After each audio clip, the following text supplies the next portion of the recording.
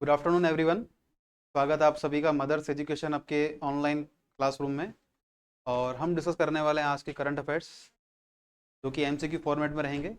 ये class basically SSC mains के लिए चलाई जा रही है। और चलिए हम शुरुआत करते हैं आज के पहले प्रश्न से। पहला प्रश्न है, क्लास शुरू करने से पहले एक बात है मैं कहना चाहता हूँ कि कल की क्लास में जब हमने एस्पायरेशनल डिस्ट्रिक्ट प्रोग्राम पढ़ा था, आकांक्षी जिला कार्यक्रम, उसमें एक छोटी गलती हुई मुझसे, उसके लिए माफ़ी चाहता हूँ आप सभी से मैं। कि उसमें एक टर्म थी कि किसी अपने कॉम्पिटिटिव डिस्ट्रिक्ट से क्या बेस्ट प्रैक्टिसेस हैं जो हमें एक दूसरे ज़िले को सीखनी चाहिए। उन उस स्टेटमेंट में मैंने ये कह दिया कि वहाँ पर जो खनिज मिलते हैं उसे अवॉइड करिएगा आप। जो कि परफॉर्मेंस इंडिकेटर्स हैं, चाहे वो हेल्थ सेक्टर में हो, एजुकेशन में हो, सोशल इंफ्रास्ट्रक्चर में हो, सोइल हेल्थ कार्ड में हो, इन पर जो किसी ज़िले के द्वारा नए नवाचार किए गए हो, नई नई योजनाएं चलाई गई हों या नया इनिशिएटिव लिया गया हो, उसको अडॉप्ट करने की इसमें बात की गई है। तो स्टार्ट करते हैं पहले क्वेश्चन से। Which of the following state has the largest share of the informal sector enterprises in India? निम्नलिखित में से किस भारतीय राज्य में अनौपचारिक क्षेत्र के उद्यमों की सबसे बड़ी हिस्सेदारी है? जो हमारे इनफॉर्मल सेक्टर हैं उसमें से इनफॉर्मल सेक्टर है, उसका शेयर सबसे ज़्यादा किस स्टेट के अंदर है, ये प्रश्न पूछा गया है। पहला ऑप्शन है यूपी, सेकंड है महाराष्ट्र, थर्ड वेस्ट बंगाल, फोर्थ है तमिलनाडु। देखिए, इसका राइट आंसर है उत्तर प्रदेश। ठीक है, हम बात करते हैं कि इनफॉर्मल सेक्टर क्या होता है। बेसिकली इनफॉर्मल सेक्टर और इनफॉर्मल एंटिटीज और informal enterprise are the entities which are not which have not been constituted as per the government law. किसी सरकार के कानून के द्वारा, किसी अधिनियम के द्वारा वो रजिस्टर्ड संस्थाएं नहीं होती हैं। वो किसी व्यक्ति या किसी व्यक्तियों के समूह के द्वारा बनाई जाती हैं। ठीक है, और उनमें जो कुछ लॉज होते हैं गवर्नमेंट ऑफ इंडिया के, चाहे वो टैक्सेशन के लॉ हो, सोसाइटी रजिस्ट्रेशन का हो, कंपनीज एक्ट हो, इनके नियम लागू नहीं होते हैं और उन्हें कहा जाता है इनफॉर्मल सेक्टर। भारत का जो सबसे बड़ा कार्यबल है, वर्किंग लेबर फोर्स है, वो भी इनफॉर्मल सेक्टर के अंदर ही। तो अभी हाल ही में क्या हुआ है कि ministry of statistics and programme implementation, सांख्यिकी एवं कार्यक्रम कार्यान्वयन कार्यान्वयन मंत्रालय के द्वारा एक डेटा रिलीज किया गया है, जिसमें कहा गया है कि उत्तर प्रदेश जो है वहाँ सबसे अधिक इनफॉर्मल एंटरप्राइजेज हैं। वो हैं लगभग 13.83%। सेकेंड नंबर पे है West Bengal with 12.04%। Third one is Maharashtra with the share of 9.37%। Okay, और ये जो डेटा निकाला गया है, ये निकाला गया है for the financial year 2022 two 23 for both urban and rural areas. ग्रामीण और शहरी क्षेत्रों के लिए वर्ष 2022 और 23 के लिए डेटा निकाला गया है, जिसमें उत्तर प्रदेश, वेस्ट बंगाल यानी पश्चिम बंगाल और महाराष्ट्र को टॉप 3 रैंक मिली है। और कुछ डेटा निकाला गया है कि ऐसे कौन से स्टेट्स हैं जहां पर सबसे कम इनफॉर्मल एंटरप्राइजेज हैं, असंगठित जो उद्यम हैं, सबसे कम कहाँ हैं? उत्तराखंड में, आसाम में, छत्तीसगढ़ में, दिल्ली और जम्मू कश्मीर में। यहाँ पे कैच क्या है? बात यह है कि अगर किसी इकोनॉमी के अंदर इनफॉर्मल सेक्टर की भागीदारी अधिक है, मतलब ये हुआ कि वो कंपनीज जो हैं सरकारी कानून को फॉलो नहीं करती हैं। अगर सरकार के तहत, किसी सरकारी कानून के तहत अगर वो कंपनी रजिस्टर्ड नहीं है, इट मीन्स वो टैक्स पे नहीं करेगी। टैक्स पे नहीं करेगी तो सरकार को रेवेन्यू कम होगा। ओवरऑल अगर देखा जाए तो इकोनॉमी के लिए हार्मफुल है। हम बात करते हैं इनफॉर्मल सेक्टर की। इनफॉर्मल सेक्टर में डिस्कस किया है, डेफिनेशन वही है। Informal sector are the enterprises, the private enterprises which have been constituted by a person or a group of person which are not following or which have not been registered under any law। उनका किसी भी सरकारी अधिनियम या कानून के तहत registration नहीं हुआ, वो पंजीकृत संस्थाएं नहीं होती है, इसलिए इन पे जो गवर्नमेंट के कानून है वो भी लागू नहीं होते। चाहे प्रोविडेंट फंड की बात हो, टैक्सेशन की बात हो, वो इन पे एप्लीकेबल नहीं होते हैं। रिसेंटली क्या हुआ, periodic labour force survey of 2022 से 2023 का, इसमें बताया गया है कि जो टोटल गैर कृषि मजदूर हैं, गैर कृषि वर्कर हैं, नॉन फार्म वर्कर्स, उनमें से 74% जो हैं वो बेसिकली इनफॉर्मल सेक्टर में ही इन्वॉल्व एंगेज्ड हैं। कि 2022-23 के डेटा में ये पाया गया है, जो कुल गैर कृषि कार्यों में संलग्न वर्कफोर्स हमारा कार्यबल है, उसमें से भी 74% जो वर्क कार्यबल है वो कहाँ इन्वॉल्व है, वो कहाँ इंगेज है, इनफॉर्मल सेक्टर में। मतलब कि उनके पास किसी प्रकार की सोशल सिक्योरिटी नहीं है, they do not have any social security. अब सोशल सिक्योरिटी क्या होती है? Social security means like minimum wages, न्यूनतम मजदूरी मिले, और उनको पेड लीव मिले, जो यहाँ पे नहीं होता है, कि उन्हें सवैतनिक अवकाश मिलता है किसी इमरजेंसी में, वो नहीं मिलता। साथ ही वर्किंग आवर्स जो होते हैं फिक्स होते हैं, 8 या 9 घंटे, वो यहाँ नहीं होते हैं। एक तरह से देखा जाए तो इकोनॉमिक एक्सप्लोटेशन देखा जाता है इनफॉर्मल सेक्टर में। सरकार के द्वारा एक पोर्टल लॉन्च किया गया था, ई श्रम पोर्टल। ओके, ई श्रम पोर्टल का ऑब्जेक्टिव था, इसमें एक डेटा निकल कर आया, पहले बात उसकी बात कर लेते हैं। ई श्रम portal states that over 94% of the informal sector enrolled on the e-shram portal earn less than 10,000 per month। कि ई श्रम पोर्टल पर पंजीकृत जो लेबर हैं उनमें से 94% से अधिक लोग ऐसे हैं जिनकी मंथली इनकम 10,000 रुपये से कम है। ये बहुत बड़ा ट्रेजिक डेटा है कि हमारे पास असंगठित क्षेत्र तो मजबूत है, मतलब मजबूत इन द सेंस कि वहाँ कार्यबल ज़्यादा है, पर वहाँ पर जो लोगों की इनकम है वो बहुत ही कम है, 10,000 रुपये पर मंथ से भी कम है। नेक्स्ट है कि चैलेंजेस ऑफ इनफॉर्मल सेक्टर, असंगठित क्षेत्र है, इसमें क्या चुनौतियाँ देखने को मिलती है। तो हमने बात की, पहला इकोनॉमिक एक्सप्लोइटेशन, कि जो वर्कर्स हैं उन्हें कोई पेड लीव नहीं मिलती। अगर हम बात करें फॉर्मल सेक्टर की, अगर किसी कंपनी में आप काम करते हैं तो वहाँ मंथली 2 पेड लीव या 2 या 3 जो भी प्रोविजन हो उसका पेड लीव मिलती है। प्लस उसमें क्या होता है कि कोई ना कोई एग्रीमेंट आपसे साइन करवाया जाता है, मिनिमम वेज होता है कुछ। और हम बात करें सबसे बड़ी बात अनसेफ वर्किंग कंडीशंस की, वहाँ पर जो है वर्किंग कंडीशन होती है वो इतनी हाइजेनिक नहीं होती, इतनी फेवरेबल नहीं होती अकॉर्डिंग टू दी लेबर। और एक दूसरी बात है इसमें सबसे इम्पोर्टेंट, जेंडर डिस्पैरिटी। तो this is big issue because more than 52% of informal sector comprises by women. Informal sector में 52% से अधिक जो कार्यबल है वो कौन है, लेबर कौन है, महिलाएं हैं। और उनके साथ क्या होता है, भेदभाव इस तरह होता है कि उनको जो इनकम है वो कहीं ना कहीं उनके काउंटर पार्ट मेल की तुलना में कम मिलती है। साथ ही लॉन्ग वर्किंग आवर्स, काम करने का समय वो अधिक होता है as compare to the formal sector. Next is small scale operations. As we know, if a company is not registered and it is operating at a small level, it means the production quantity of that entity will be small as well।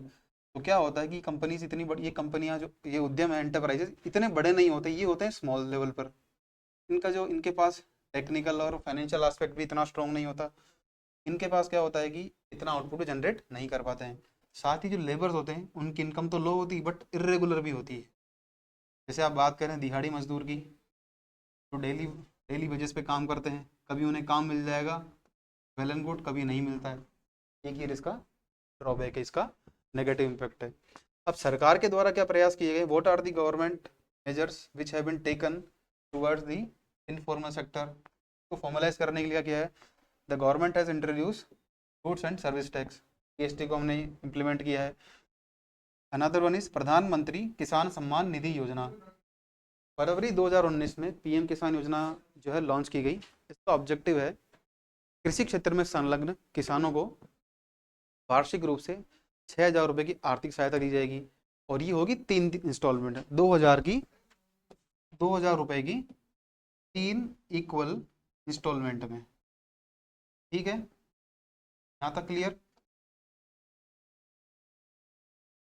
का objective ये भी है कि जो किसान है वो खाद फर्टिलाइजर खरीद सके, उसमें हेल्प मिले उनको, फाइनेंशियली उनके लिए एग्रीकल्चर करना वायबल हो जाए। नेक्स्ट इज ई श्रम portal which was launched in the year 2021। ये लॉन्च किया गया है मिनिस्ट्री ऑफ लेबर के द्वारा।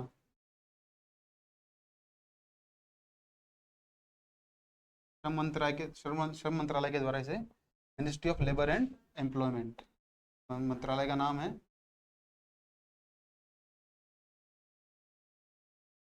लॉन्च किया है ई श्रम portal. The basic objective of the e-Shram portal is to make to create a concrete data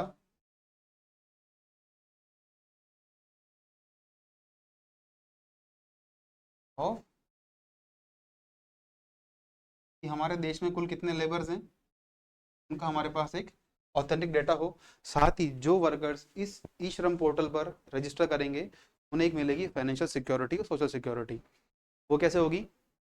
in case of the death और a complete disability, a person who is registered with the Shram portal will get 2 lakh rupees, 2 lakh रुपए उनको as a insurance दिए जाएंगे। किसको?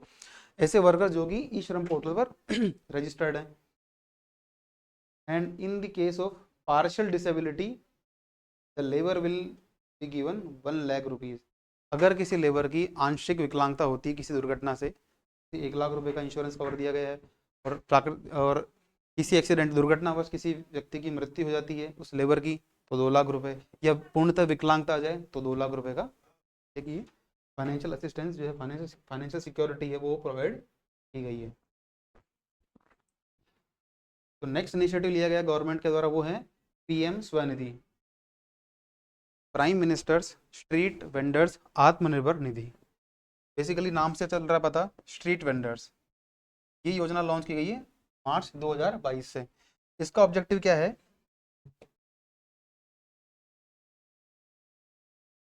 Financial availability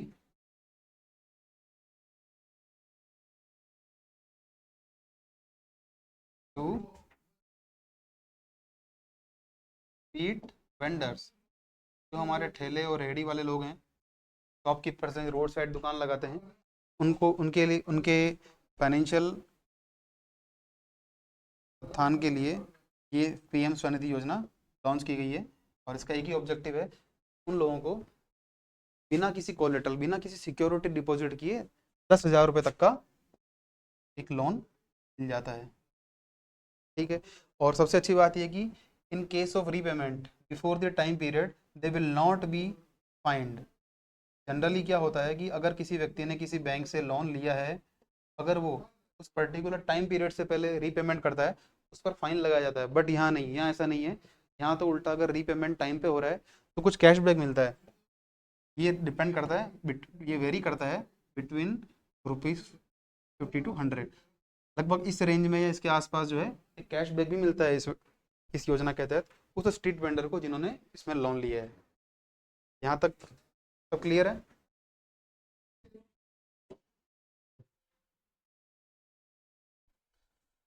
चलिए next बात करते हैं। Which of the following company has launched the Indus app store? कि जो इंडस ऐप स्टोर है वो किस कंपनी के द्वारा लॉन्च किया गया है? 4 ऑप्शन है आपके सामने।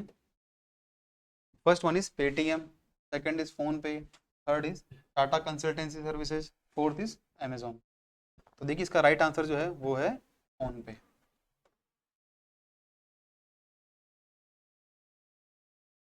जो इंडस ऐप स्टोर है, आपसे नाम से आइडेंटिफाई कर सकते हैं app store. It means it is a place where different kind of application can be availed by a customer.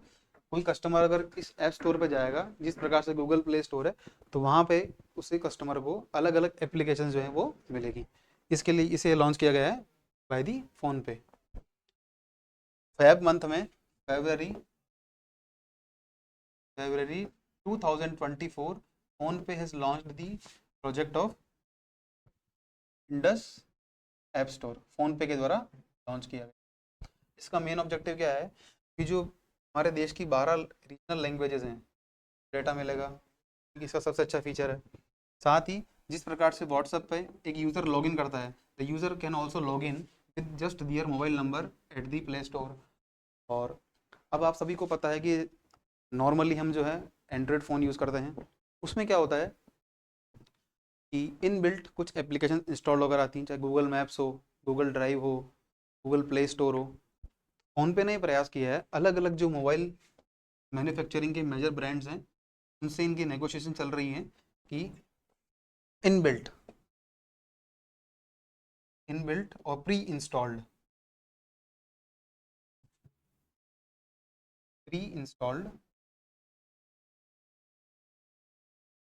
Indus app store को भी एंड्रॉयड द्वारा लॉन्च किया जाए। हुआ क्या है कि लॉन्च करने के बाद से फ़ोन पे को इंडस ऐप स्टोर में काफ़ी चैलेंजेस फेस करने पड़े हैं। उसकी वजह क्या है, जब भी कोई यूज़र इंडस ऐप स्टोर को इंस्टॉल करता है, गूगल जो है, गूगल ऐप स्टोर ही नोटिफाई करता है कि this can be harmful for your mobile phone. ये बड़ा चैलेंजिंग काम हो गया फ़ोन पे के लिए कि इस एप्लीकेशन स्टोर को, इस ऐप स्टोर को किस तरह से लॉन्च किया जाए मास लेवल पे। नेक्स्ट क्वेश्चन है, consider the following statement regarding digital Bharat Nidhi. Digital Bharat Nidhi के संदर्भ में निम्नलिखित कथनों पर विचार कीजिए और जो इसमें सही ऑप्शन है वो हमें करना है आइडेंटिफाई। पहला ऑप्शन है, digital Bharat Nidhi would replace the erstwhile universal service obligation fund. Digital Bharat Nidhi पूर्ववर्ती सार्वभौमिक सेवा दायित्व निधि की जगह लेगी। क्या सही है? बिल्कुल, ये ऑप्शन सही है। Second option is, it will be used in the expansion of telecom networks in remote and rural areas. तो दूर दराज की और ग्रामीण के इलाके हैं, वहाँ पर दूर संचार नेटवर्क को विस्तार करने के लिए इस फंड का यूज होगा। बिल्कुल सही बात है ये, it will be used in this. The contributions made by telecom companies toward the digital Bharat Nidhi will be credited. First जो है वो जाएगी कहाँ पे? Consolidated fund of India. जो कंपनीज इस फंड में कंट्रीब्यूट करेगी, टेलीकॉम कंपनियां, उनका पैसा कहाँ जाएगा? भारत की संचित निधि में। क्या कथन सही है? तो बिल्कुल ये कथन भी हमारा सही है। अब हमारे सामने ऑप्शंस हैं। पहला है वन एंड टू ओनली, केवल एक और दो। हमने देखा तीनों स्टेटमेंट सही हैं, तो देखा जाए तो ये केवल जो लिखा हुआ है ये सारे ऑप्शन हट जाएंगे। क्या बचता? Option 1, 2 and 3, option C. Basically in the month of July, Department of Telecommunication has prepared a draft, released a draft rules to operationalize the Digital Bharat Nidhi। दूरसंचार विभाग के द्वारा एक ड्राफ्ट तैयार किया गया है जिसमें कहा गया है कि भारत सरकार जो है यूनिवर्सल सर्विस ऑब्लिगेशन फंड को नया नाम देकर बनाना चाहती है डिजिटल भारत निधि। ठीक है, तो increase the telecom connectivity in rural areas. जो ग्रामीण क्षेत्र हैं, ऐसे क्षेत्र जहाँ पर जो प्राइवेट कंपनीज हैं वो इन्वेस्टमेंट नहीं करना चाहती या जहाँ नेटवर्क की अवेलेबिलिटी कम है, उन एरियाज में हम सरकार के द्वारा प्रयास किया जाएगा कि इस फंड का यूटिलाइज किया जाए। हम बात करते हैं यूनिवर्सल सर्विस ऑब्लिगेशन फंड की। Universal service obligation fund was established in the year 2003। देखिए, एक प्रकार का फंड है। फंड मीन्स इसमें कुछ पैसा आएगा। अब पैसा कहाँ से आएगा? तो जो पैसा आएगा वो आएगा टेलीकॉम कंपनीज की एडजस्टेड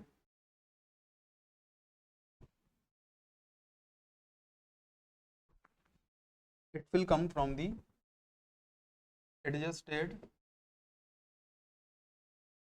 gross revenue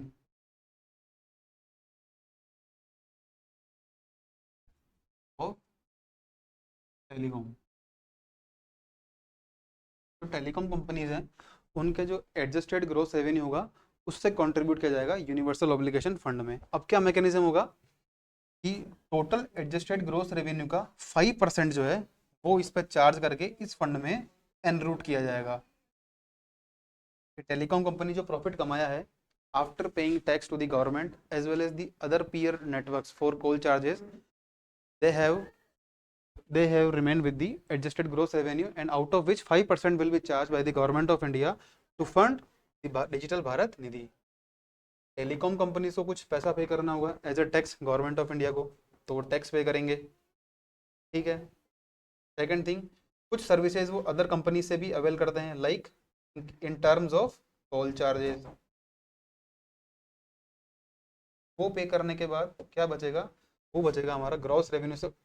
टोटल जो ग्रॉस रेवेन्यू है उसमें से अगर ये माइनस कर देंगे क्या बचेगा? Adjusted gross revenue. इसी का 5% जो है वो सरकार के द्वारा इनसे लिया जाएगा to fund the digital Bharat Nidhi. तो it will replace the universal service obligation fund. बिल्कुल सही बात हमने पढ़ा है। हम बात करते हैं कि इस फंड की रिक्वायरमेंट क्यों है।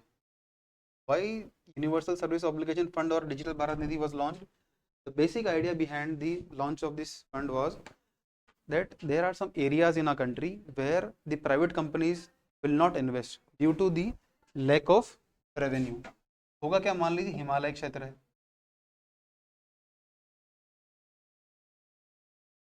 हिमालय क्षेत्र है, या कोई रिमोट एरिया है, मान लीजिए किसी रेगिस्तान में ही रिमोट एरिया, मान लीजिए किसी पहाड़ी क्षेत्र के अंदर, मान लीजिए हिली रीजन में, वहाँ क्या होगा? डेंसिटी कम होगी। अब जब लोगों की डेंसिटी कम है, आबादी कम है, तो वहाँ यूज़र जो हैं वो भी कम होंगे। उनके कम होने से क्या होगा? जो सर्विस लेने वाले लोग हैं वो भी कम होंगे। उससे क्या उससे क्या फ़र्क पड़ेगा? जो टेलीकॉम कंपनी इन्वेस्ट कर रही है उससे उतना रेवेन्यू भी नहीं मिलेगा जितना उन्होंने इन्वेस्ट किया है। इसलिए इस प्रकार के एरियाज़ में जब इन्वेस्टमेंट नहीं होता है तो सरकार इस तरह के फंड बनाकर वहाँ पर अपनी सर्विसेज को प्रोवाइड करती है। ये इसके पीछे बेसिक ऑब्जेक्टिव या आइडिया कह सकते हैं हो रहा है। अब हम बात करते हैं क्या जो पैसा इसमें कंपनीज कंट्रीब्यूट करेगी वो सीधा पहले भारत की संचित निधि में जाएगा? डेफिनेटली जाएगा। As per the telecom act, the contribution made by the telecom service provider will first created to the consolidated fund of India, and then the government will use this fund from time to time under the digital Bharat Nidhi, कि समय समय पर सरकार के द्वारा इस पैसे का यूज किया जाएगा डिजिटल भारत निधि के लिए। ठीक है, इससे पहले हम एक बात करते हैं कि हमने बात की है यहाँ पे भारत की संचित निधि की। छोटा सा फैक्ट है, under article 266 of the constitution जो है मेंशन किया गया है consolidated fund of India. Bharat की संचित निधि का प्रावधान किसके अंदर मिलता है? अंडर आर्टिकल 266, आर्टिकल 266 के तहत। ठीक है, इसमें कौन सा पैसा आता है? ऑल रेवेन्यूज, सरकार को जो भी रिसीट मिलती हैं, प्राप्तियां होती है, कहाँ आती है? सारे रेवेन्यू इसमें आते हैं। सरकार ने कोई लोन लिया हो, चाहे वो इंटरनल हो, वेदर इट इज इंटरनल और external, it will created into the consolidated fund of India. Third one is the repayment of loans. किसी कभी कभी क्या होता है, सरकार भी किसी न किसी देश को, किसी न किसी संस्था को पैसा करती है एज ए लोन, रीपेमेंट, उस लोन का रीपेमेंट आएगा, वो भी कहाँ आएगा? CFI, that is consolidated fund of India. Clear? साथ ही इसमें एक आर्टिकल है, के साथ ही आर्टिकल 266(1), आर्टिकल 266 ही कहता है कि सभी राज्यों के लिए भी संचित निधि का प्रावधान किसमें किया गया है? इस आर्टिकल के तहत। हम बात करते हैं एक कॉन्टिजेंसी फंड भी है, वो भी अंडर आर्टिकल 267 के तहत आता है। थोड़ी उसकी बात भी कर लेते हैं कि वो फंड क्या है। Under article 267 there is a provision of contingency fund of India.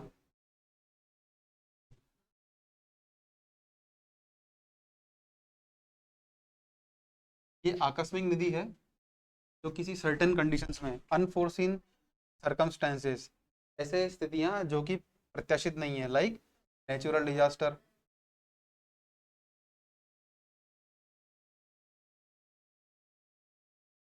Natural disasters हो, कोई वॉर लाइक कंडीशन हो, युद्ध जैसी परिस्थितियां हो, उसमें अगर इमरजेंसी में फंड चाहिए तो कहाँ से मिलता है? From the contingency fund of India, that is आकस्मिक निधि है भारत का। और आर्टिकल 267(1) में प्रावधान है हर राज्य की एक आकस्मिक निधि होगी। ठीक है, यहाँ तक क्लियर? अब जो दोनों फंड है इनसे पैसा कैसे निकाला जाएगा? The money will be withdrawn from these fund through the appropriation bill of parliament without the authorization of parliament, without the authorization of parliament, no fund will be debited from the, no fund will be withdrawn from the contingency fund of India as well as consolidated fund of, ना संसद की अनुमति के इन दोनों fund से पैसा नहीं निकाला जा सकता। अब इसमें एक छोटा सा प्रावधान है कि लगभग 500 करोड़ रुपए इसमें रखे जाते हैं किसी अनफोर्सिन कंडीशन को काउंटर करने के लिए। मान लीजिए कोई प्राकृतिक आपदा आती है तो में, और उसके बाद जो है इसके लिए अप्रूवल ले लिया जाता है। राइट, यहाँ तक क्लियर। चलिए हम बात करते हैं नेक्स्ट क्वेश्चन की, which is who is the present chairman of food safety and standard authority of India.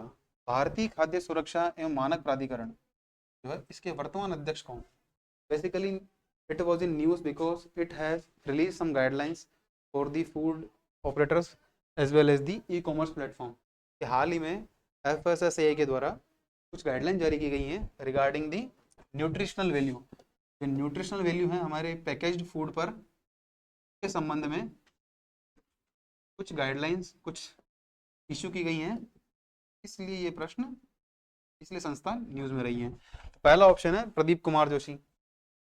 देखिए कुछ दिन पहले we have discussed about the national testing agency, so he is the chairman of national testing agency.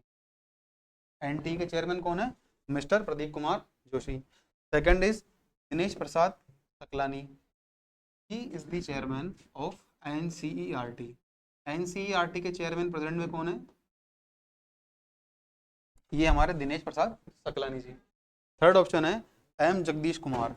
देखिए ये भी एक chairman है, ये है हमारे university grant commission, that is UGC। UGC के चेयरमैन कौन है, M Jagadish Kumar. The fourth option remains with us is Apurva Chandra. Apurva Chandra जो है हमारे वर्तमान में food safety and standard authority of India के करंट चेयरमैन है। राइट, हम थोड़ी बात कर लेते हैं कि अभी ये FSSAI जो है जो न्यूज़ में रहा है, इसकी पहली वजह है the food regulator has approved some changes in the nutritional information labelling of the packaged food items regarding the saturated fat, sugar and total salt. कि हम जो पैकेज फूड खरीदते हैं उसमें कुछ पोषक तत्वों की जानकारी होती है, सॉल्ट कितना है, शुगर कितनी है और सैचुरेटेड फैट कितनी है। ठीक है, बेसिकली ये क्या करती है, ये हमारे कोलेस्ट्रॉल लेवल को इंक्रीज करती है, इनकी एक्सेस क्वांटिटी, और नॉन कम्युनिकेबल डिजीज हैं लाइक डायबिटीज़, ये इसे एनहेंस करती हैं। These are the factors behind the enhance behind the non communicable disease. तो FSSAI ने ये डिसाइड किया है कोई भी पैकेज फूड है वो इनके बारे में complete information they with the bigger font size, शब्दों का आकार बड़ा हो, इवन बोल्ड लेटर्स में, मतलब गहरे अक्षरों में और बड़े अक्षरों में इसके बारे में जानकारी दी जाए, जिससे कि कोई मिसलीडिंग इन्फॉर्मेशन कंज्यूमर तक ना पहुंचे, कोई भ्रामक जानकारी कंज्यूमर तक ना पहुंचे, और जो कंज्यूमर इसे कंज्यूम कर रहे हैं उनको ये पता रहे कि किस क्वांटिटी में किस कंटेंट को, किस इंग्रेडिएंट्स को वो कंज्यूम करने वाले हैं। It also recommended dietary allowances, recommended dietary allowances should also be in the bold letters। recommended dietary allowance है वो भी क्या होना चाहिए, बोल्ड अक्षरों में होने चाहिए। नेक्स्ट इज इसका इसे इस प्रकार की गाइडलाइंस क्यों रिलीज करनी पड़ी, इसकी बेसिक वजह है कि जो पब्लिक हेल्थ और पब्लिक वेलबींग है उसे इंश्योर करना। साथ ही नॉन कम्युनिकेबल डिजीज है, हम जानते हैं कि मोटापा, डायबिटीज़, ये क्या है हमारी असंक्रामक बीमारी, ये किसी व्यक्ति से व्यक्ति में नहीं फैलती, बट ये हमारे डिपेंड करती है on the food we are having. तो हमारे लाइफ स्टाइल डिजीज जो हैं वो इससे होती हैं, प्रकार के मिसलीडिंग जो हमारे कंटेंट्स, मिसलीडिंग इन्फॉर्मेशन जो हमें पैकेज फूड में मिलती है उससे होती है। FSSAI का कहना है that we have been issuing such guidelines time to time to prevent false and misleading claim. इस प्रकार से फूड कंपनीज ये क्लेम करती है कि हमारे प्रोडक्ट में इतने इंग्रेडिएंट्स हैं, इतने न्यूट्रिशनल वैल्यू है, क्या वो सही है या नहीं, इसका कैसे पता चलेगा। उसके लिए प्राधिकरण के द्वारा कहा गया है कि हम इस प्रकार की गाइडलाइंस जो है रेगुलर टाइम पे इशू करते हैं। ठीक है, और फूड बिजनेस ऑपरेटर्स में इनसे एक बात और कही गई है that they have to remove the claim of 100% fruit juices. इनके जो जूस वगैरह आते हैं, ठीक है, बी कॉन्स्टिट्यूटेड फ्रूट जूस, उस पर लिखा होता है 100% रियल जूस, 100% फ्रूट जूस। इस प्रकार की जानकारी जो है ना हटानी होगी। ये बहुत सही बात है कि काफ़ी लोग इससे भ्रमित भी होते हैं और ख़रीद भी लेते हैं, लेकिन एक्चुअल में ऐसा होता नहीं है। ये कहीं ना कहीं जो है अलग अलग इंग्रेडिएंट्स हैं उनसे मिलके, राइट। और उन्हें कहा गया है कि they will not be allowed to use wheat flour as well as refined wheat flour. इस प्रकार के टर्म भी अपने प्रोडक्ट के लेवल पर वो इस्तेमाल नहीं करेंगे। Even the advisory also send to the e commerce platform. E commerce website है उनको भी एडवाइजरी दी गई है that they can not sell any product as the by labelling the health drink. Food safety and standard authority of India ने कहा है ई commerce website इस प्रकार से हेल्थ ड्रिंक नाम से किसी प्रोडक्ट को नहीं बेच सकती, बिकॉज ये जो food safety and standard act है 2006 का, में इस प्रकार के टर्मिनोलॉजी को डिफाइन नहीं किया गया है।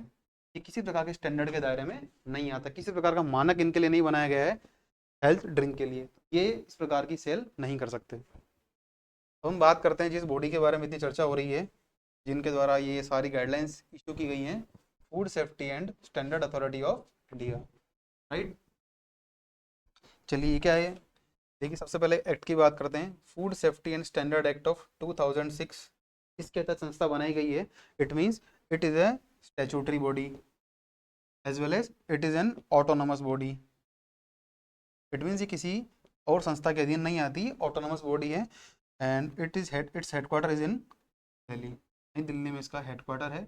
It comes under the ministry of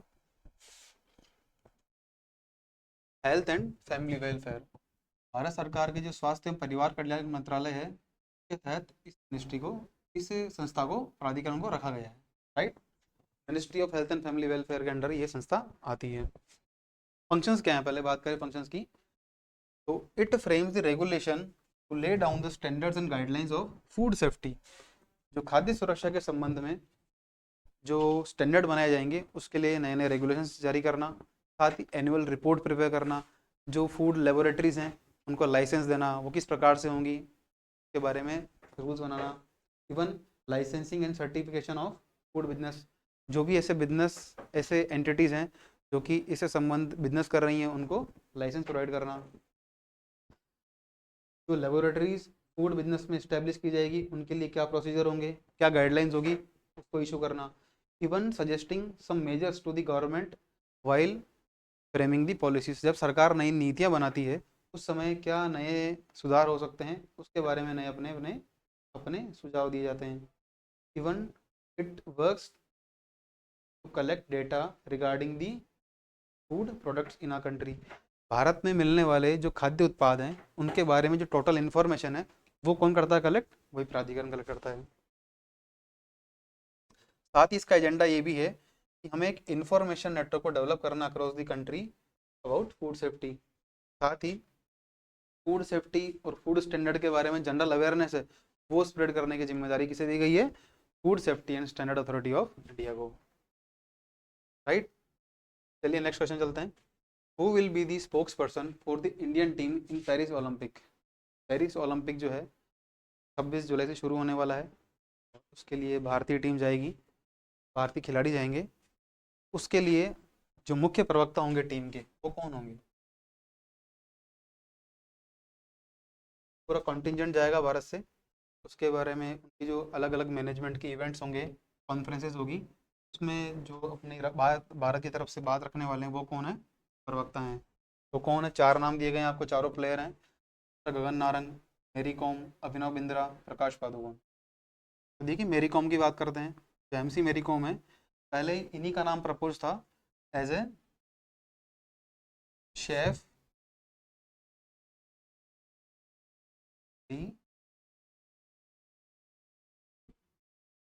chef de mission का मतलब है किसी भी इवेंट के लिए जब कोई टीम जाती है, ये चीफ स्पोक्स पर्सन के तौर पर जिस व्यक्ति को नामित करते हैं, the person who is nominated as the chief spokesperson for a team going for an event is known as chef de. तो एमसी मेरी कॉम जी थी, पहले ये थी जाने वाली थी, बट इन्होंने किसी कारण से डिनाई कर दिया। उसके बाद जो है नया नाम प्रपोज किया गया है, नया नाम डिसाइड किया गया है, वो आपको बताना। तो एक ऑप्शन कट जाता है यहाँ से। थर्ड इज अभिनव बिंद्रा, ये भी नहीं है। फोर्थ इज प्रकाश पादुकोण, ये भी नहीं है। इसका राइट आंसर हमारा ऑप्शन ए गगन नारंग। ये भी एक ओलंपियन प्लेयर हैं, 4 बार ओलंपिक भी खेले हैं Gagan Narang ji. The 4 time Olympian player and 2012 Olympic 10 metre air rifle bronze medallist. 2012 में लंदन ओलंपिक्स हुए थे, 10 मीटर एयर राइफल शूटिंग में गगन नारंग जी को क्या मिला है, ब्रॉन्ज मेडल। इनको किया गया है select as the AFD mission for the Indian contingent to be which is participating in the Paris Olympic from July 26। और इसका निर्णय किसने किया गया है? निर्णय किसने किया है? It has been decided by the Indian Olympic Association chairman. और चेयरमैन कौन है? पीटी उषा जी हमारे चेयरमैन। पीटी उषा है, एक एथलीट है, ठीक है, हम जानते होंगे 100 मीटर 200 मीटर रेस में इनका नाम सुना होगा आपने। वो जो खिलाड़ी हैं,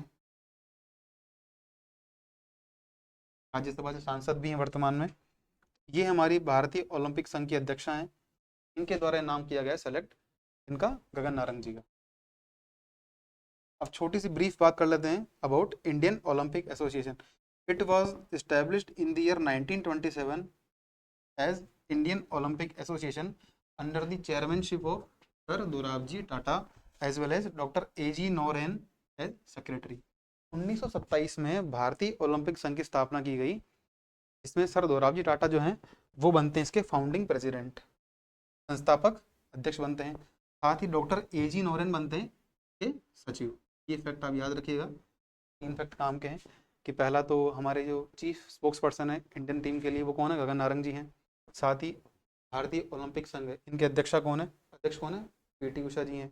थर्ड वन इज कि इंडियन ओलंपिक एसोसिएशन कब बनाया गया? In the year 1927।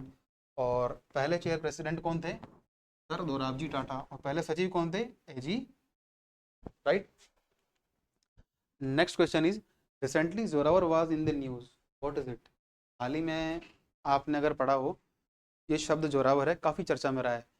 और चर्चा में रहने की वजह भी है, अब आपको पता लगाना है कि इसमें कारण क्या है। तो पहला है ऑप्शन है विमान वाहक, it is an aircraft carrier, बिल्कुल गलत।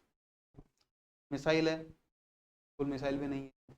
एक ड्रोन है, ड्रोन भी नहीं है। राइट आंसर आपको पता लग रहा है, इट इज़ ए लाइट हल्का टैंक है। ये मिलिट्री के लिए बनाया गया टैंक है और इसे बनाया है DRDO के द्वारा। DRDO plus Larsen and Toubro LNT company है के द्वारा इसे बनाया गया है। बहुत ही हल्का वजन है इसका, ऑलमोस्ट 25 टन है। देखिए नाम, ये जो नंबर्स हैं आपको दिखने में बड़े दिख रहे होंगे, बट ये 25 ton according to the military equipments बहुत हल्का है ये, इजी टू पोर्टेबल है। हम बात करते हैं जोरावर लाइट टैंक के बारे में। Zorawar light tank was developed by, it is an ambitious project of the India's defence research and development organisation. DRDO को एक काफ़ी एम्बिशियस महत्वाकांक्षी प्रोजेक्ट है जो डेवलप कर रहे हैं LNT के साथ मिलकर। इनका ऑब्जेक्टिव है कि लाइट वेट हमें टैंक डेवलप करना है which can be diploid in the harsh environment, means a tank which can be deployed in the hilly region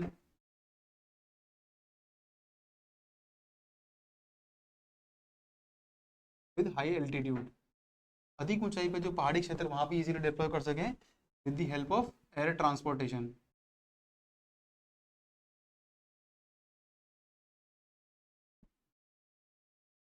आपको यदि पता हो तो इन द ईयर 2020 मई 2020 में गलवान घाटी इंसिडेंट हुआ था। वहाँ पे भारत सरकार को रियलाइज़ हुआ, हमारी मिलिट्री को भी रियलाइज़ हुआ कि हमारे पास ऐसा टैंक होना चाहिए जो कि इजीली मनोवरेबल हो, जिसकी गतिशीलता अधिक हो, इजीली ट्रांसपोर्ट कर पाए हम बैटल फील्ड में, ठीक है, ले जा सकें। इसके लिए बनाया गया, तभी से ये विजन क्रिएट हुआ कि हमें क्या बनाना है, एक लाइट टैंक जिसका नाम रखा गया बाद में जोरावर। अब जोरावर जो नाम रखा गया है इसके पीछे भी कहानी है। जोरावर सिंह जी जो हैं ये मिलिट्री जनरल थे, 19th सेंचुरी में जम्मू के राजा थे, राजा गुलाब सिंह। राजा गुलाब सिंह जम्मू के थे, उनके मिलिट्री जनरल थे जोरावर सिंह जी थी, और उन्हीं के नाम पर इसका नाम रखा गया है जोरावर लाइट टैंक, ठीक है। अब इसकी क्षमता की बात करें, it is capable of operating in extreme environment, ठीक है। The first prototype has been completed. देखिए क्या है कि जब युद्ध होता है या किस प्रकार का एक एक्टिविटीज़ होता है, स्टैंड ऑफ होता है दो मिलिट्रीज के बीच में, मान लीजिए किसी डिफिकल्ट टेरेन में, लाइक हमारे हम बात करें अरुणाचल प्रदेश है, हिमालयन जो रीजन हमारा वो काफ़ी डिफिकल्ट टेरेन है। अगर वहाँ हमें मिलिट्री टैंक को लेकर जाना है तो बड़ा हैवी टैंक होगा, इसलिए टैंक छोटा बनाया गया है ताकि हम इसे ईजिली क्या कर सकें, एयर से ट्रांसपोर्ट कर सकें to the desired place. Right. और इसका जो प्रोटोटाइप है वो बनाया डेवलप किया गया है और अब ये जाएगा इंटरनल ट्रायल्स के थ्रू। इंटरनल ट्रायल होंगे उसके बाद जो है इसको मिलिट्री को सौंपा जाएगा, राइट। अब देखिए इसका जो लाइट वेट है ये क्यों हेल्पफुल है। It is helpful for air transportability, हवा के द्वारा विमान, किसी विमान के द्वारा इसे ट्रांसपोर्ट भी कर सकते हैं। Even it is manoeuvrable at the high altitude, जो हायर एल्टीट्यूड है, ऊंचाई वाले एरियाज है, जहाँ मतलब कि भाई 4000 फीट, 5000 फीट, 10,000 फीट तक की हाइट है एरिया में भी इसको हम क्या कर सकते हैं, डिप्लॉय कर सकते हैं। जैसे हमारा कश्मीर वाला लेह लद्दाख का एरिया, वहाँ पे ये मिलिट्री काफ़ी असिस्ट करेगा। Next is mica mines of which state has been declared child labour free recently, कि किस राज्य की अब्रकी खानों को बाल श्रम से मुक्त कर दिया गया है, बाल श्रम मुक्त घोषित कर दिया गया है। कि ऐसी खाने, ऐसी माइंस जहाँ पे बाल श्रम होता ही, ये बहुत बहुत बहुत ही बड़ा अचीवमेंट है हमारे लिए। आपके सामने 4 ऑप्शंस हैं, उड़ीसा, झारखंड, राजस्थान और बिहार। ठीक है, तो देखिए अब्रक का नाम है तो राजस्थान है, बट राजस्थान में ऐसा हुआ है। सेकंड बिहार, बिहार भी नहीं है। उड़ीसा, उड़ीसा के अंदर ये हुआ, झारखंड में, right. The national commission for protection of child rights, NCPCR, राष्ट्रीय बाल अधिकार संरक्षण आयोग जो है, के चेयरमैन है मिस्टर प्रियांक कानूनगो। इनके द्वारा डिक्लेयर किया गया है कि झारखंड में जो अब्रकी खाने हैं वहाँ पे चाइल्ड लेबर नहीं होता है। The mica mines of Jharkhand has been declared child labour free by the NCPCR chairperson mister Priyank Kanoongo. और उन्होंने एम्फेसाइज किया है that all the child laborers have been withdrawn from these areas and have been now already enrolled in the schools। School में enrolment करा दिया गया है और वो वहाँ पढ़ाई भी कर रहे हैं। ठीक है, इसके पीछे कहानी क्या है। जो कैलाश सत्यार्थी हैं, नोबेल पुरस्कार विजेता, उनका एक NGO है बचपन बचाओ आंदोलन।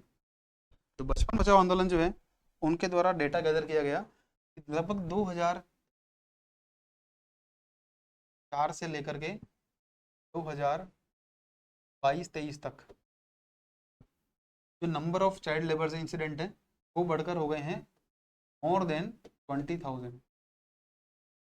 इतने सालों के अंदर 20,000 से अधिक बच्चे जो हैं इसमें इन्वॉल्व हैं, किसमें इंगेज्ड हैं, चाइल्ड लेबर में, की माइका माइंस, अब्रकी माइंस में। इसके लिए उन्होंने कैंपेन चलाया, चाइल्ड लेबर फ्री कैंपेन। और इसमें उन्होंने किसकी सहायता ली, जिला प्रशासन की और वहाँ की स्थानीय समुदाय की, with the help of district administration as well as local communities. The objective of child labor free mica mines campaign have been achieved by the government। ठीक है, 2 फैक्ट हमारे ये हो गए कि किस संस्था के द्वारा चलाया गया है और किस राज्य में ये अब्रकी खान है उनको बाल श्रम मुक्त घोषित किया गया है। जो हमारे लिए इम्पोर्टेंट पार्ट है वो आगे है, national commission for protection of child rights, राष्ट्रीय बाल अधिकार संरक्षण आयोग। ठीक है, ये आयोग जो है section of commission for protection of child rights act 2005, इसके तहत बनाया गया वर्ष 2007 में, मार्च 2007 में इसका गठन किया गया है अंडर दी बाल अधिकार संरक्षण आयोग अधिनियम के तहत, the commission for protection of child rights act 2005। ठीक है, और किस मिनिस्ट्री के तहत काम करता है, it works under the ministry of women and child development, महिला एवं बाल विकास मंत्रालय है, उसके अधीन जो है ये आयोग है वो गठित किया गया है, उसके अंडर में काम करता है। It is a multi member body, ये बहुसदस्यीय निकाय है जिसमें एक तो अध्यक्ष होते हैं, चेयरपर्सन, 6 मेंबर होते हैं और उसमें से भी 2 कौन होना चाहिए, महिलाएं। Out of 6 member 2 members must be women. अब जो मेंबर्स हैं वो कैसे अपॉइंट होते हैं, एक सिलेक्शन कमेटी होती है 3 मेंबर्स की, वो करती है सेलेक्ट। और इनका जो बेसिक क्राइटेरिया होता है कि योग्यता क्या होनी चाहिए, चाइल्ड राइट्स के क्षेत्र में एक वाइड एक्सपीरियंस हो मेंबर को, जिनको अपॉइंट किया जा रहा है, चाइल्ड राइट के लिए काम किया हो, एक्टिविस्ट रहे हो, उन्हें नॉलेज हो उस क्षेत्र की, प्रकार से अपॉइंटमेंट की जाती है गवर्नमेंट के द्वारा। और कुल मेंबर इसमें है 1 + 6 दैट इज 7। 6 मेंबर जो होंगे उनमें से 2 होंगी महिलाएं, 2 out of 6 members will be women, must be women. थोड़ी हम बात करते हैं अब्रक के बारे में। अब्रक की माइंस की काफ़ी चर्चा हो रही है। अब्रक क्या है, एक प्रकार का इंसुलेटर है, नेचुरली अकरिंग एक तो पहले बात करें कि प्राकृतिक रूप से मिलने वाला एक नॉन मेटेलिक मिनरल है, मतलब अधात्विक खनिज। It is a naturally occurring non metallic mineral, अधात्विक खनिज। साथ ही क्या है, ये इंसुलेटर है, कूच अलग है।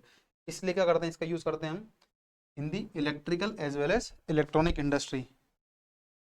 इलेक्ट्रिकल और इलेक्ट्रॉनिक इंडस्ट्री में से काफ़ी बड़े पैमाने पर यूज़ होता है ब्रक का। चमकीला पदार्थ होता है ये। मेनली भारत में कहाँ रिजर्व मिलते हैं इसके, it is the reserve of mica are found in the state of Andhra Pradesh, Rajasthan, Orissa, Maharashtra, Bihar and Jharkhand. कुल 6 स्टेट ऐसे हैं जहाँ पे बड़ी मात्रा में अभ्रक मिलता है। आंध्र प्रदेश है, राजस्थान है, उड़ीसा है, महाराष्ट्र है, बिहार है और झारखंड है। ये हमारे लिए काम का फैक्ट है। सेकंड हम बात करें प्रोडक्शन की, ये तो बात की हमने ऊपर के भंडारों की, बात करते हैं इसके प्रोडक्शन की। जो प्रोडक्शन है वो कहाँ होता है, मैक्सिमम होता है आंध्र प्रदेश में, अराउंड 40% करीब ये है आंध्र प्रदेश में होता है। राजस्थान मोर देन 40% होता है ये, एग्जैक्ट फिगर्स अभी याद नहीं आ रहे हैं। और आंध्र प्रदेश सबसे सबसे अधिक होता है, सेकंड पे राजस्थान, थर्ड पे है झारखंड हमारा, राइट। हम बात करें इंडिया एज ए होल, तो China is the largest producer of, China की जो ग्लोबली रैंक 1 है अब्रक के प्रोडक्शन में, माइका की प्रोडक्शन में। इंडिया जो है वो 8th रैंक पे आता है प्रोडक्शन में। वहीं एक्सपोर्ट की बात करें, एक्सपोर्ट में है largest exporter India. India is the largest exporter of mica in the world as well as the 8th largest producer. उत्पादन के मामले में, अब्रक के उत्पादन के मामले में भारत का 8वां स्थान है और एक्सपोर्ट में सेकंड रैंक है। एक कुछ फैक्ट जो रह गए हैं कि जो राष्ट्रीय बाल अधिकार संरक्षण आयोग है उसके मुख्य कार्य क्या हैं। बेसिकली जैसे कि उसमें अगर पहले बात करें कि जो बालक हैं, चाइल्ड है, की परिभाषा क्या है, तो जो इस आयोग के द्वारा क्या है, ऐसे व्यक्ति जिनकी एज 18 साल से कम है वो क्या है, इस श्रेणी में आते हैं under the definition of child. ठीक है। वहीं एक्ट था एक, प्रोटेक्शन चाइल्ड लेबर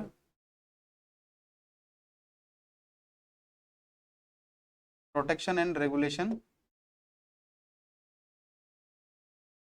एक्ट 1986, 1986 का बाल श्रम अधिकार विनियमन अधिनियम है 1986 का। इसके तहत जो है 14 साल से छोटे बच्चों को किसी प्रकार का एम्प्लॉयमेंट नहीं किया जाएगा, राइट। जो 14 साल से छोटे बच्चे हैं को किसी प्रकार के एम्प्लॉयमेंट में इंगेज नहीं किया जाएगा। The childrens below the 14 years of age will not be engage in any kind of employment. ठीक है, ये इसकी परिभाषा बाल श्रम की। और जो NCPCR है, राष्ट्रीय बाल अधिकार संरक्षण आयोग, इसका मुख्य एजेंडा ये है, जो चाइल्ड राइट का मामला है उसमें क्या करना, नई रिसर्च करना, ठीक है, अवेयरनेस करना,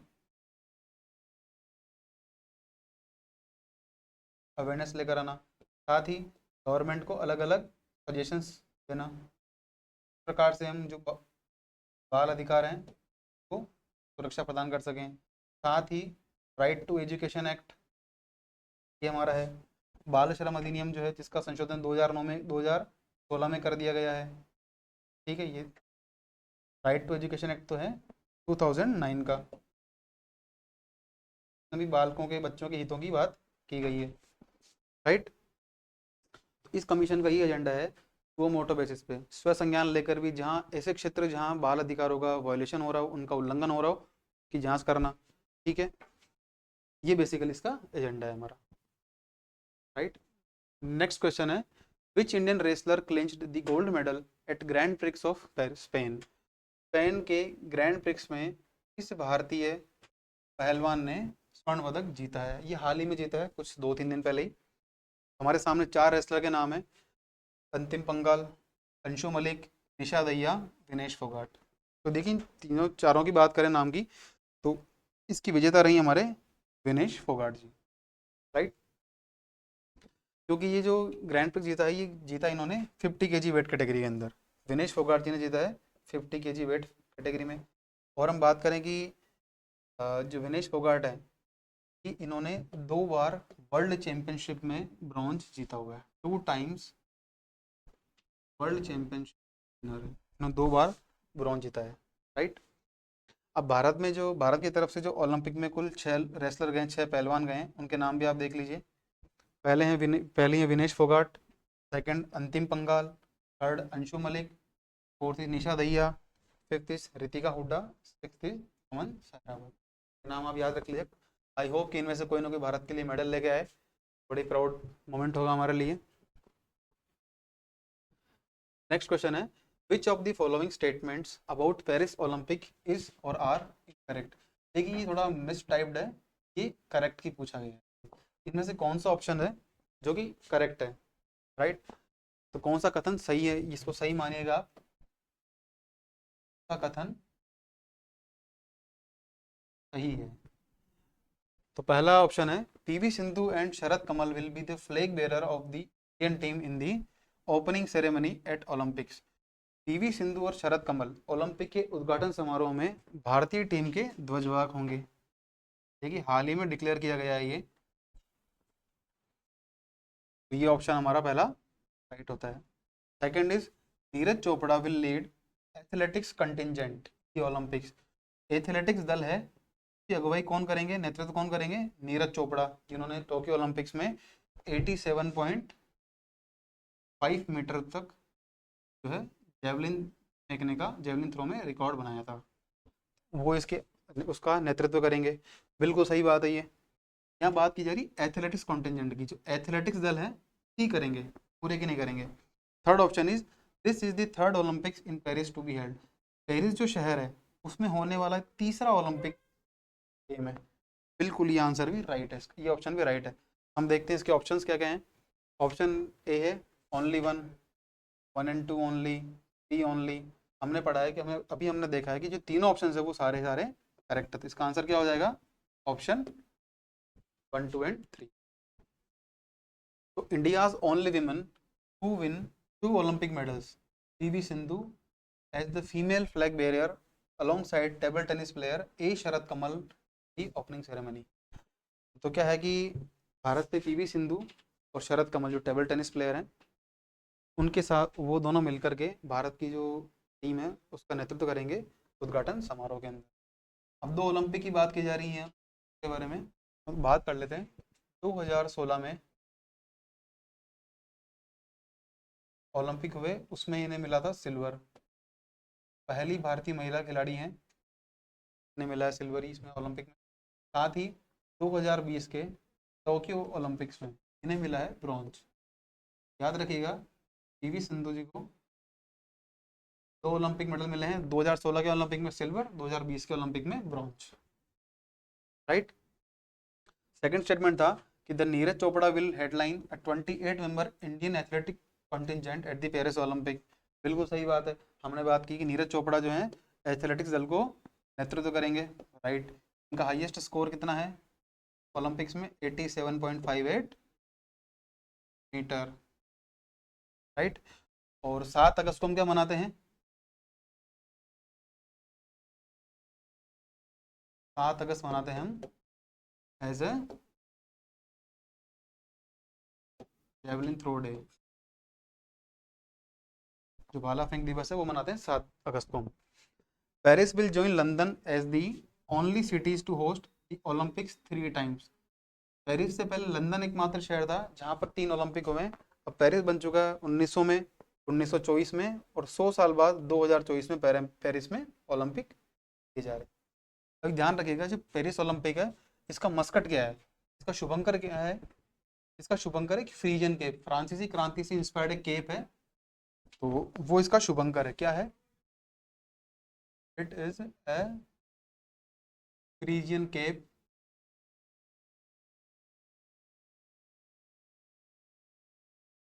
इन रेड कलर, लाल कलर की फ्रीजियन केप है जो कि फ्रांसीसी क्रांति से इंस्पायर्ड है, उसको बनाया गया है पेरिस ओलंपिक 2024 का मस्कट। देखिए हम बात करते हैं, ये हमारा लास्ट क्वेश्चन था। हम छोटी सी ब्रीफ में बात करते हैं कि जो हमारे प्रधानमंत्री हैं मोदी जी, वो भी रूस की यात्रा पे गए हैं। 2 दिन की विजिट है उनकी, 8 और 9 तारीख की, वो आज कंक्लूड हो जाएगी। तो कुछ 4-5 फैक्ट्स हैं जो हमें बात करनी चाहिए इंडिया और रशिया के बीच में। जो हमारे रिलेशंस हैं, प्रेजेंट में जो रिलेशंस हैं उनकी बात कर लेते हैं थोड़ी सी। तो इंडिया रशिया रिलेशन जो हैं अगर हम बात करें तो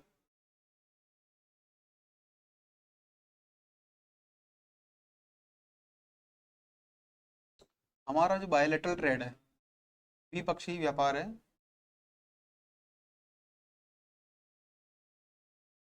वो कितना है? वो है 65.17 बिलियन डॉलर का द्विपक्षीय व्यापार है, जिसमें से मोर देन 60 बिलियन से अधिक जो है वो किसका शेयर है? रशिया का शेयर है। मतलब भारत इसमें घाटे में, भारत ट्रेड डेफिसिट में है। हम बात करें कि इंपोर्ट एक्सपोर्ट की, इंडिया क्या एक्सपोर्ट करता है? हम करते हैं इंडिया से एक्सपोर्ट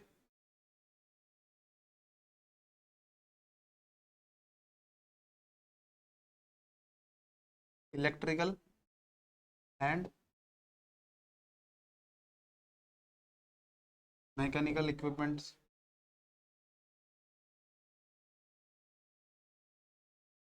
इलेक्ट्रिकल मैकेनिकल इक्विपमेंट्स है, फार्मास्यूटिकल्स है।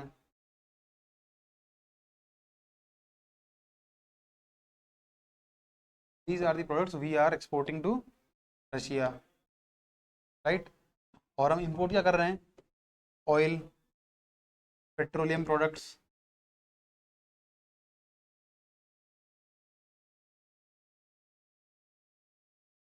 As well as precious metals,